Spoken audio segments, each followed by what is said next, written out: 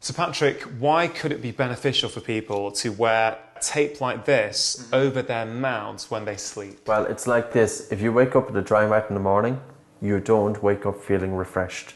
Yeah. If we want to have a deep sleep, waking up feeling alert, we need to be breathing in and out through the nose. These strips are designed with elastic tension that when they are placed surrounding the mouth, they're naturally bringing the lips together to ensure nasal breathing.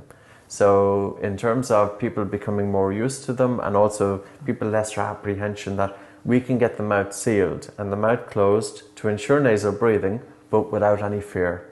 And the strips work like this. Okay. So I can just demonstrate it to you. So I'm going to give you that. Okay. And literally what you do is you get a piece of strip and you stretch it. Now this is the one for children. So you stretch it by about 30 to 40%. Great.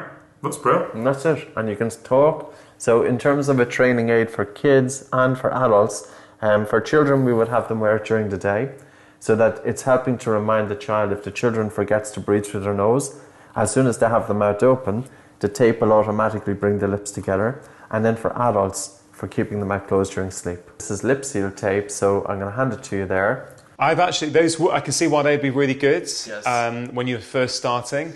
Yes. I don't know if I nasal breathe at night, but I've been working on my nasal breathing for quite a few months now, so I think I do. So I think I'm ready for this. Actually, I don't feel intimidated by it anyway. So you could dry your lips first, and then you have your lips together. You're placing the tape, and it's actually quite comfortable. If we want to have a restful sleep, waking up alert, the mouth must be closed, and the tape does that. The first couple of days, a little bit getting used to it.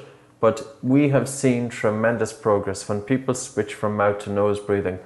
You know, the sleep quality is better, snoring is significantly reduced, and other sleep disorder breathing, including hypopneas and apneas, it can have an influence in that. So to have a good night's sleep, I would say the key thing is breathe in and out through your nose. Yeah, Patrick, it actually felt really comfortable on. Yeah.